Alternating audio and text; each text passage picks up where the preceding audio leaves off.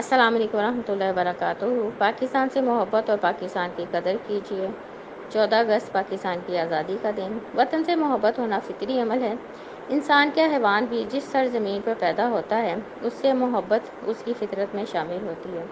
چرند پرند حتیٰ کہ چونٹی جیسی چھوٹی بڑی کسی چیز کو لے لیجیے، ہر ایک کے دل میں اپنے مسکن اور وطن سے محبت فطری ہوتی ہے۔ ہر جاندار صبح سویرے اٹھ کر روزی پانی کی تلاش میں زمین میں گھوم پھر کر شام ڈھلتے ہی اپنے ٹھکانے پر واپس آ جاتا ہے۔ ان حیوانات کو کس نے بتایا کہ ان کا ایک گھر ہے، ماں باپ اور اولاد ہیں، کوئی خاندان ہے۔ اپنے گھر کے در و دیوار، زمین اور ماحول سے صرف انسان کو ہی نہیں بلکہ حیوانات کو بھی الفت و محبت ہو جاتی ہے۔ وطن کی محبت قرآن مجید کی روشنی میں حضرت موسیٰ علیہ السلام نے اپنی قوم بنی اسرائیل کو اپنی سرزمین فلسطین میں داخل ہونے اور قابض ظالموں سے اپنا وطن آزاد کروانے کا حکم دیتے ہوئے یوں فرمایا: اے میری قوم، فلسطین کی اس مقدس سرزمین میں داخل ہو جاؤ جو اللہ نے تمہارے لیے مقرر کر رکھی ہے، اور پیچھے نہ ہٹو ورنہ تم نقصان اٹھا کر لوٹو گے۔ یہ سورۃ مائدہ کی آیت نمبر 21 ہے۔ حضرت ابراہیم علیہ السلام کا شہر مکہ کو امن کا گہوارہ بنانے کی دعا کرنا در حقیقت اس حرمت والے شہر سے محبت کی علامت ہے۔ اور یاد کیجیے جب حضرت ابراہیم علیہ السلام نے دعا کی تھی: اے میرے رب، اس شہر مکہ کو پرامن بنا دے اور مجھے اور میری اولاد کو اس بات سے بچائے رکھنا کہ ہم بتوں کی پرستش کریں۔ یہ سورۃ ابراہیم کی آیت نمبر 35 ہے۔ اپنی اولاد کو مکہ مکرمہ میں چھوڑنے کا مقصد اپنے محبوب شہر کی آباد کاری تھا۔ انہوں نے اللہ تعالیٰ کی بارگاہ میں عرض کیا: اے ہمارے رب، بے شک میں نے اپنی اولاد اسماعیل علیہ السلام کو مکہ کی بے آب و گیا وادی میں تیرے قابل احترام گھر کے پاس ایسے میدان میں لا بسایا ہے جہاں کوئی کھیتی نہیں، اے ہمارے رب، تاکہ وہ نماز قائم رکھیں۔ پروردگار، بعض لوگوں کے دلوں کو ان کی طرف مائل کر دیں اور انہیں ہر طرح کے پھلوں کا رزق عطا فرمائیں، توقع ہے کہ وہ شکر گزار رہیں گے۔ یہ سورۃ ابراہیم کی آیت نمبر 37 ہے۔ وطن سے ناحق نکالے جانے والوں کو دفاعی جنگ لڑنے کی اجازت دی گئی ہے۔ جن لوگوں سے لڑائی کی جاتی رہی ہے ان کو لڑائی جہاد کی اجازت دی جاتی ہے کیونکہ وہ مظلوم ہیں اور اللہ ان کی مدد پر قادر ہے۔ جنہیں ان کے گھروں سے ناحق نکالا گیا سوائے اس کے ان کا قصور یہ ہے کہ وہ کہتے ہیں ہمارا رب اللہ ہے۔ یہ سورۃ حج کی آیت نمبر 39 اور 40 ہے۔ اسی طرح حضرت موسیٰ علیہ السلام کے بعد بنی اسرائیل جب اپنی کرتوتوں کے باعث ذلت و غلامی کے طوق پہنے ہوئے بے وطن ہوئے اور تو ٹھوکریں کھانے کے بعد اپنے نبی سے کہنے لگے: ہمارے لیے کوئی حاکم یا کمانڈر مقرر کر دیں جس کے ماتحت ہو کر ہم اپنے دشمنوں سے جہاد کریں اور اپنا وطن آزاد کروائیں۔ سورۃ بقرہ کی آیت نمبر 246 میں آتا ہے: ہمیں کیا ہوا ہے کہ ہم اللہ کی راہ میں جنگ نہ کریں، حالانکہ ہمیں اپنے وطن، گھروں اور اولاد سے جدا کر دیا گیا ہے۔ سو جب ان پر ظلم اور جاہلیت کے خلاف قتال فرض کر دیا گیا تو ان میں سے چند ایک کے سوا سب پھر گئے، اور اللہ ظالموں کو خوب جاننے والا ہے۔ ان تمام آیات سے وطن اور اولاد کی جدائی کروانے والوں کے خلاف جنگ کا حکم دیا گیا ہے۔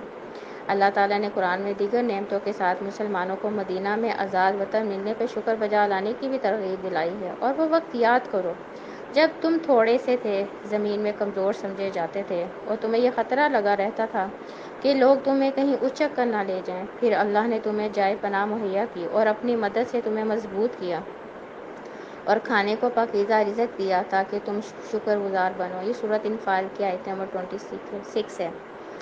اب ان تمام آیات سے کیا ایک ہی بات پتہ چلتی ہے کہ وطن سے محبت، وطن کی خاطر ہجرت کرنا اور وطن کی خاطر جو ہے قربانیاں دینا تمام انبیاء کرام سے بھی ثابت ہے۔ آپ صلی اللہ علیہ وآلہ وسلم کی وطن سے محبت۔ حضرت عبداللہ بن عدی رضی اللہ تعالیٰ عنہ کہتے ہیں کہ میں نے آپ صلی اللہ علیہ وآلہ وسلم کو فرماتے ہوئے دیکھا ہے: اللہ کی قسم، اے مکہ، تو اللہ کی ساری زمین سے بہتر ہے اور اللہ کو سب سے زیادہ محبوب ہے۔ اگر میں یہاں سے نکالا نہ جاتا تو میں کبھی بھی نہ نکلتا۔ یہ ترمذی کی حدیث ہے۔ دوسری حدیث ہے، حضرت عبداللہ بن عباس رضی اللہ تعالیٰ عنہ کہتے ہیں کہ آپ صلی اللہ علیہ وآلہ وسلم نے مکہ کو مخاطب ہو کر فرمایا: تو کیا ہی اچھا شہر ہے، مجھے کس قدر محبوب ہے، اور اگر میری قوم مجھے یہاں سے نہ نکالتی تو میں تیرے علاوہ کسی دوسری جگہ سکونت اختیار نہ کرتا۔ یہ بھی ترمذی کی حدیث ہے۔ آپ صلی اللہ علیہ وآلہ وسلم کی مدینہ سے محبت، اس کے لیے دعا۔ حضرت انس رضی اللہ تعالیٰ عنہ کہتے ہیں کہ آپ صلی اللہ علیہ وآلہ وسلم نے فرمایا، یا اللہ، مکہ کو آپ نے جتنی برکت عطا فرمائی ہے، مدینہ کو اسے دگنی برکت عطا فرمائے۔ یہ بخاری کی حدیث ہے۔ مدینہ کے پہاڑ احد سے آپ صلی اللہ علیہ وآلہ وسلم کی محبت۔ حضرت انس بن مالک رضی اللہ تعالیٰ عنہ کہتے ہیں کہ خیبر جانے کے لیے میں آپ صلی اللہ علیہ وسلم کے ساتھ گھر سے نکلا۔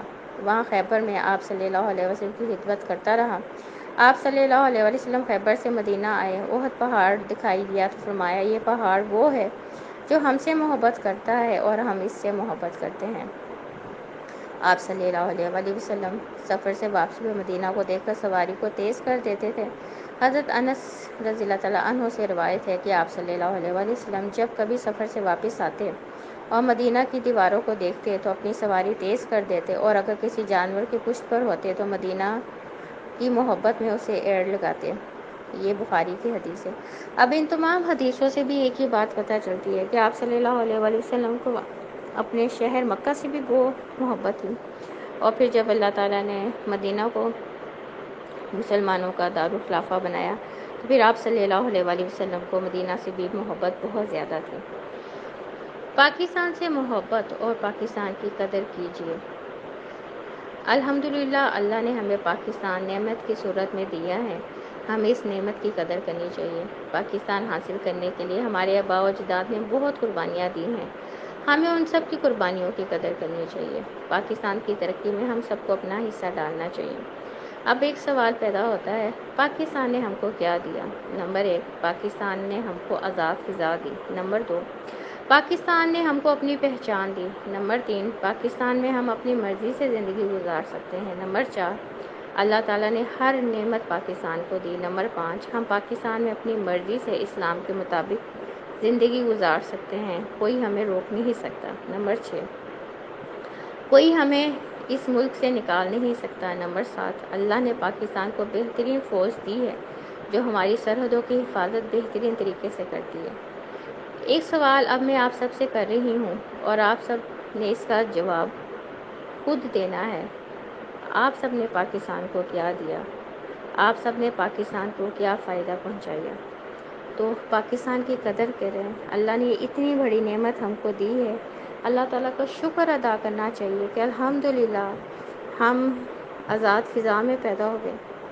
ہمارا ایک ملک ہے جس میں ہم اپنی مرضی سے اسلام کے مطابق زندگی گزار سکتے ہیں۔ اس ملک سے ہمیں کوئی نہیں نکال سکتا۔